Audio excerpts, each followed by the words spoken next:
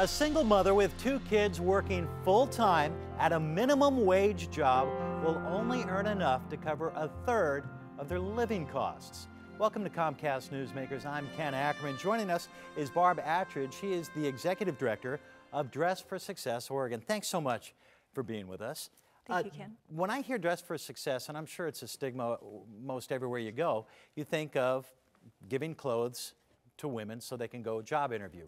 It has transformed from that quite a bit, hasn't it? It has. I mean, initially that was our idea. We knew that there were women who were struggling to get back into the workforce, but if you only own a sweatshirt and jeans, how can you go to a job interview? So we started the organization with the idea that I knew a lot of women who had plenty of clothes in their closet that they didn't need, and we thought it was such a great concept to be able to help a woman feel really good about herself and help her get a job. But it didn't take long for us to realize that women needed more support than that.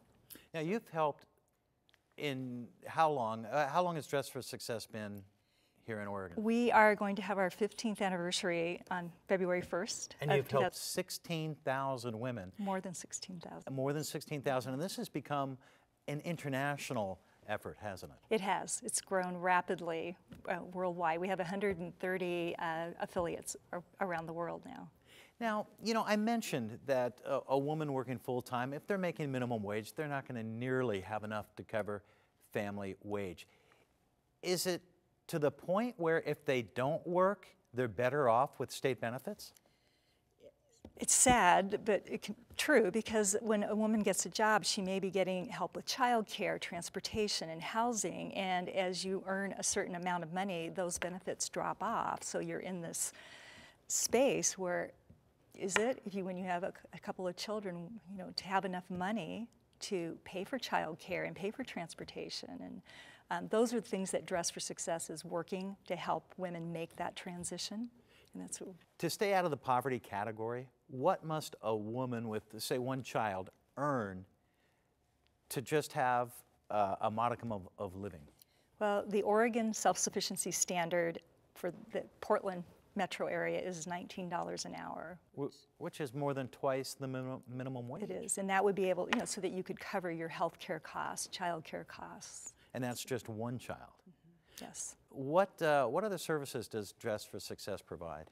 Well, we have we created a whole network of support to help a woman, and you know, every woman has a different situation in her life, but we have a career center, so when someone to come to Dress for Success, you need to be referred. So we work with about 120 different nonprofit organizations. So when a woman's ready to go to that job interview or job fair, she comes to our organization and she meets with a personal shopper. So we have 200 volunteers that help deliver our services.